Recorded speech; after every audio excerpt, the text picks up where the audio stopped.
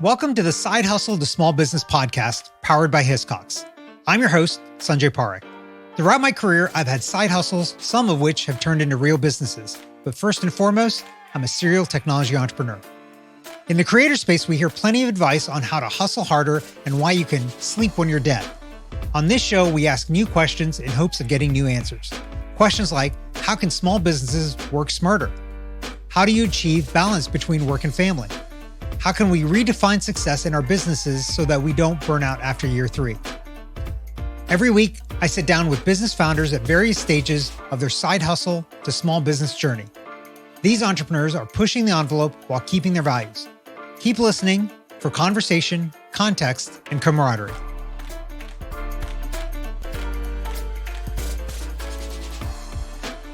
Today's guest is Dr. Fay, the founder of Mouthy Media, a podcast production company that specializes in editing, graphic design, and strategy. Dr. is based in Nashville. Dr., welcome to the show. Thank you so much. I appreciate it. So it's great actually having you on here because not often do I get to talk to somebody else that also does podcasts while I'm doing a podcast. So I'm sure we're going to get into interesting stuff. But before we get into that, give us a little bit about your background and what got you to where you are today. Both my parents were jazz musicians, and so it wasn't, too terrible of a throw to think that I was going to go, follow in their footsteps. And I wound up singing what is now referred to as the American Songbook, and I traveled all over Asia for about 8 or 9 years.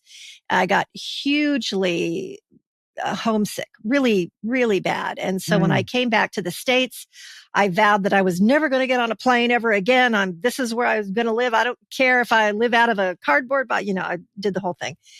And I thought, well, where could I go in, the United States and still stay in the music business, but not have to travel? What can I do? Right. And I thought, I know, I'm going to become a songwriter. I'm going to move to Nashville, Tennessee.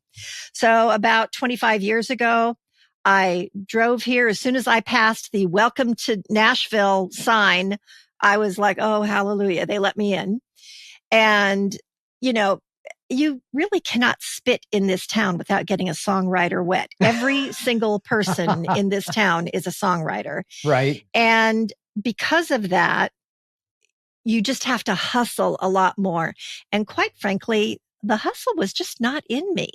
Yeah. It just wasn't in me after what I'd been through overseas. So you have to pivot. And so I pivot because, the rent goes on, you have to eat, the lights have to be turned on. So I did a pivot to corporate. And as it turns out, my people skills that I had as an entertainer, worked very well in customer service.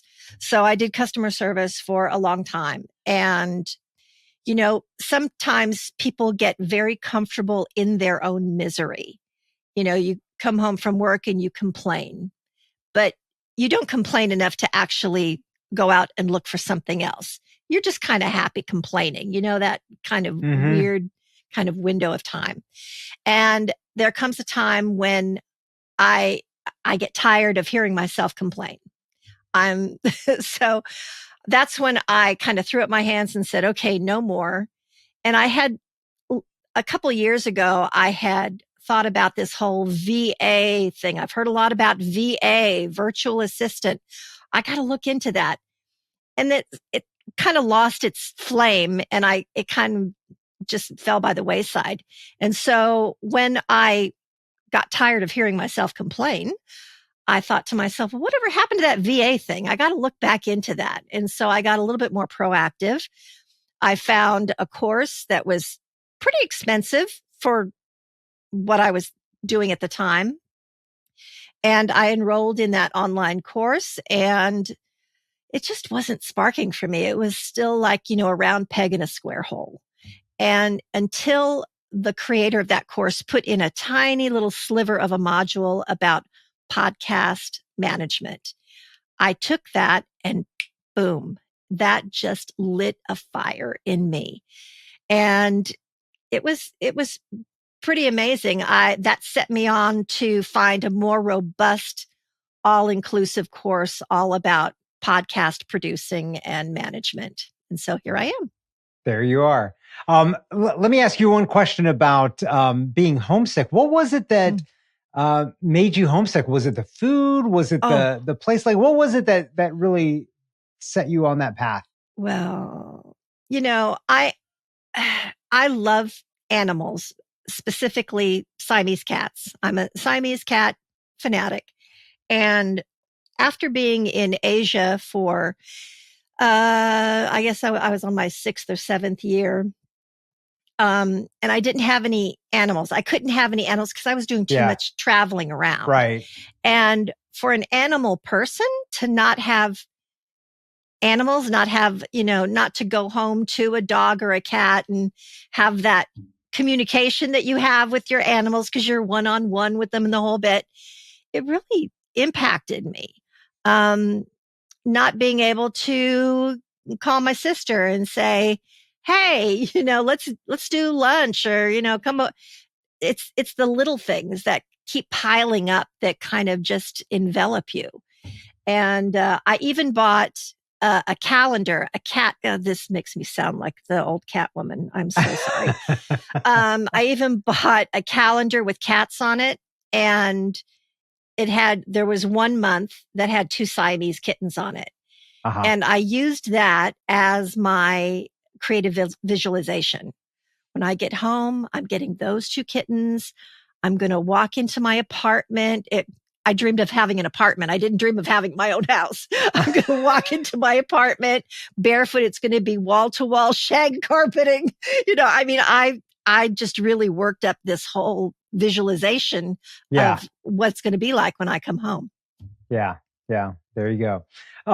Okay. So is this, it sounds like this is your first kind of entrepreneurial venture, was it? Yeah. Or did you have entrepreneurial stuff in the Yeah. background? And, I started this business at the age of 62 when Yeah. everyone around me was thinking about retiring in the next, 12 months or so. Right. I was thinking about, oh man, I got to get clients and I got to meet this deadline and I got to study up on how to, edit. And I've got to, I had all of these things lined up. And thank God, at the time the man who's now my husband, we were living together and he took on everything financial. I mean, everything. And if it wasn't for him doing that, I would not have been able to dedicate 14 hours a day, literally 14 hours a day into how to do editing, how to, post for, promotional posts, how to do this, how to do that, reading books. I just completely dove into the pool. So Yeah. Yeah. Interesting.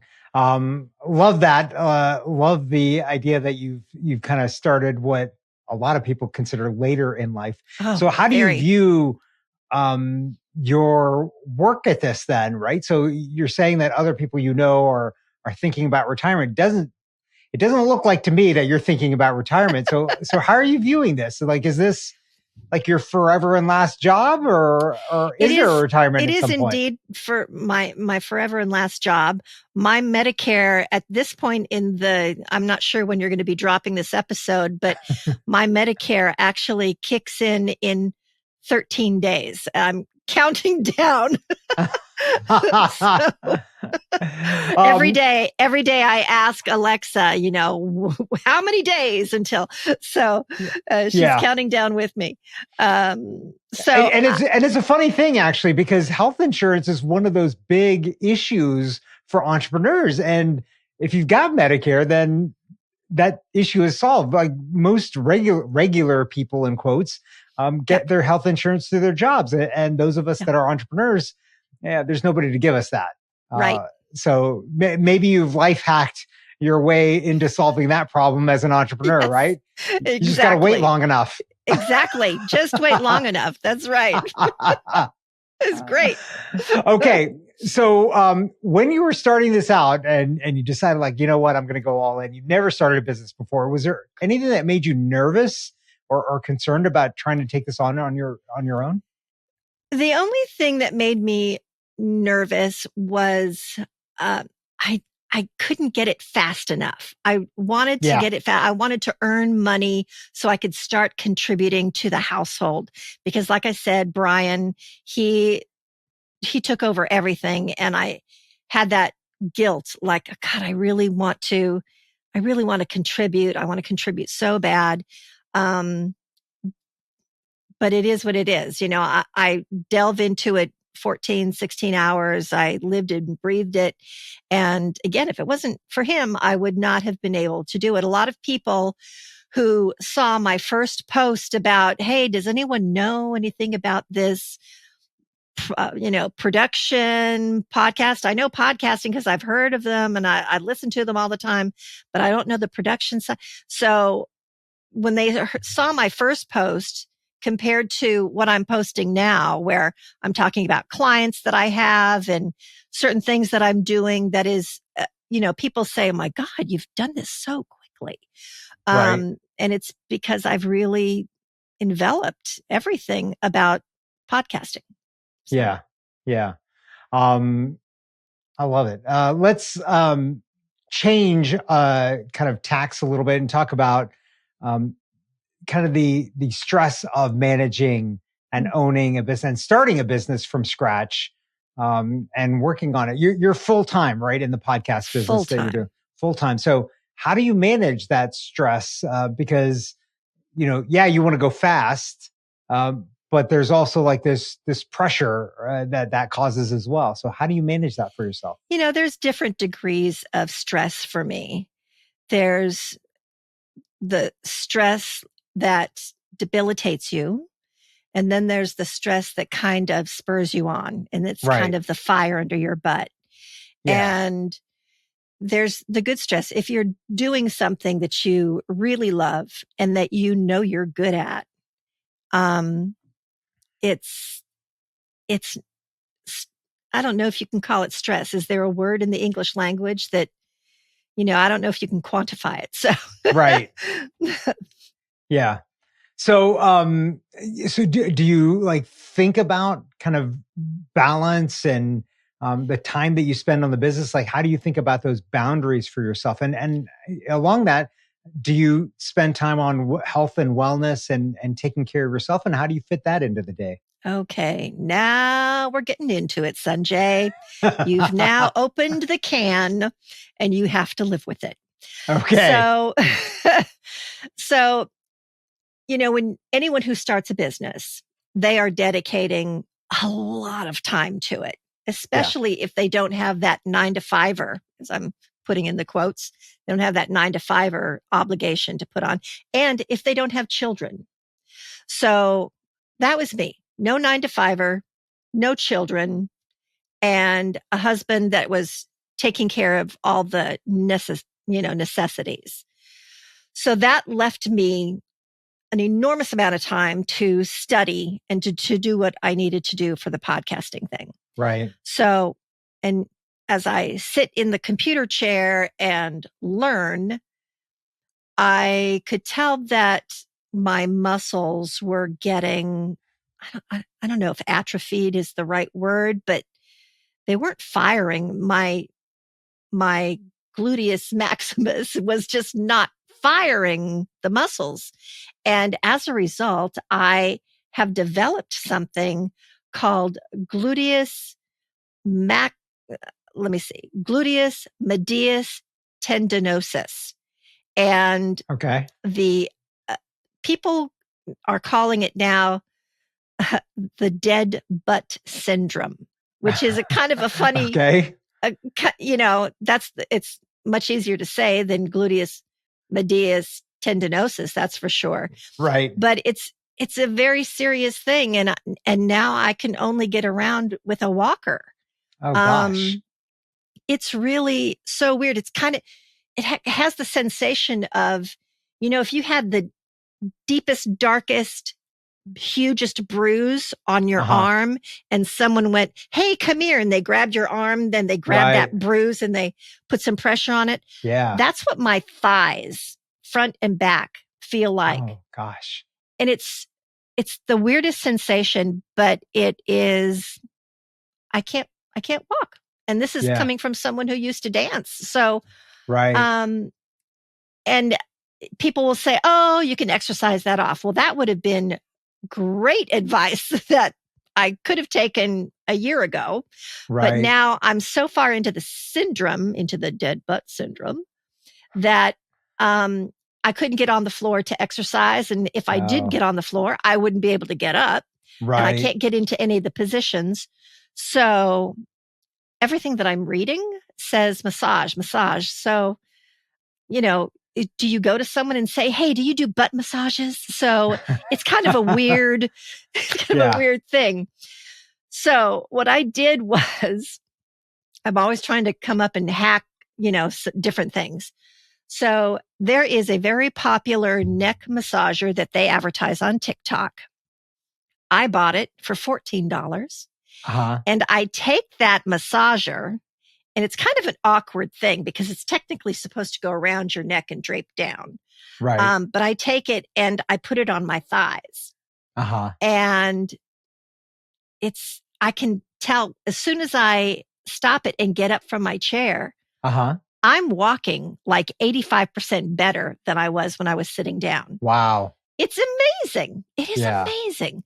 So my husband and I have decided that we're going to keep this up every single day to try and get to a point where maybe I can do those exercises.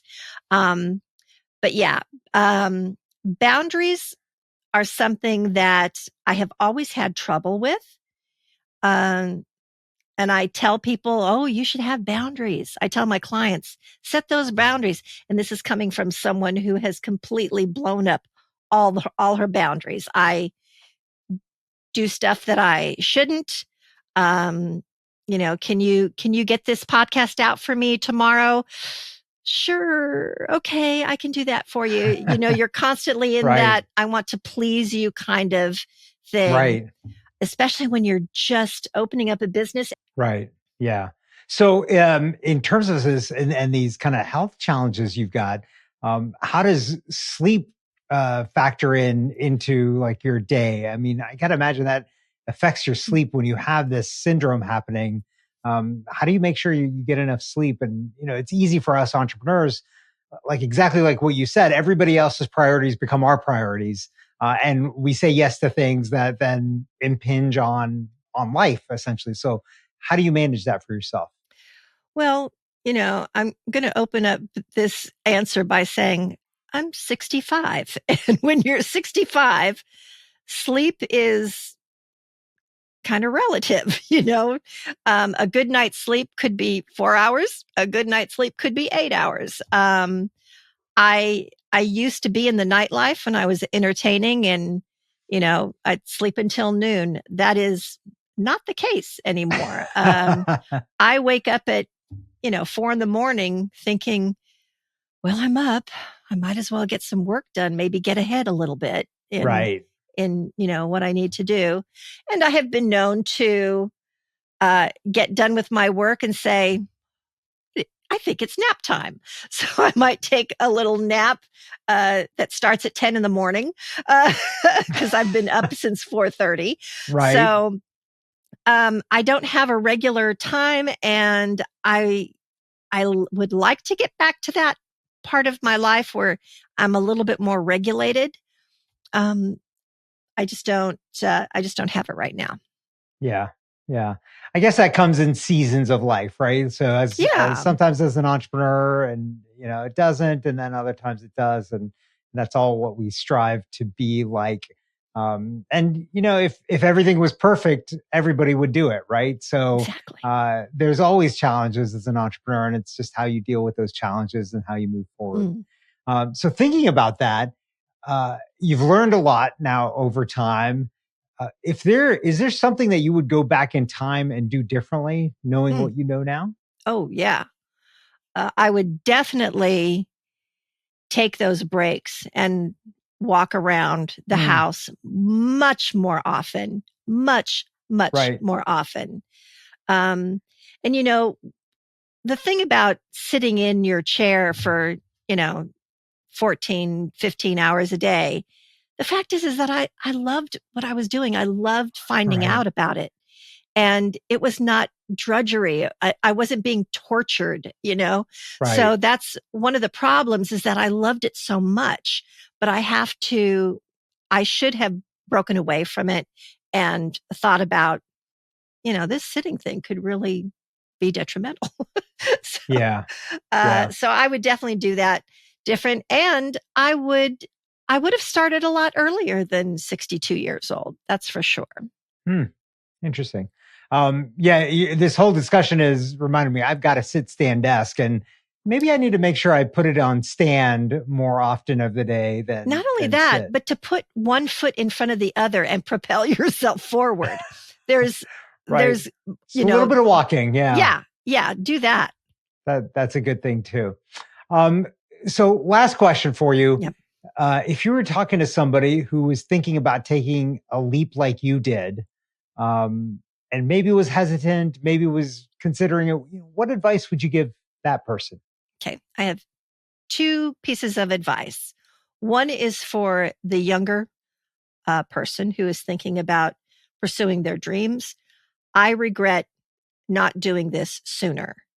I had always listened to podcasts, but I was asking questions like, why is that audio so bad? And why did the interviewer ask the same question twice? Surely they're not listening to their guests. And, so I had that ear of a producer.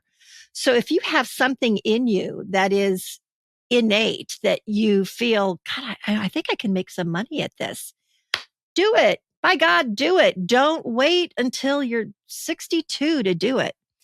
And then my other piece of advice is for the person who is close to retirement or has retired, and they feel maybe their value has waned. Maybe they feel there's just something more in them. Don't let it stop you. There is still stuff out there for you to do if you want it. I just got so tired of being older and having my immediate superior, who was always younger than me, and they had so much say on my time and what I wear and where I was going and what I was doing. And all this time, I'm like, I could be your mother, for God's sake. So that kind of, I just kept thinking of that. And so, don't think that you're not valued. You have value. You can still learn. That was a big issue. You can still learn. Yes, it's technical, but you can still learn.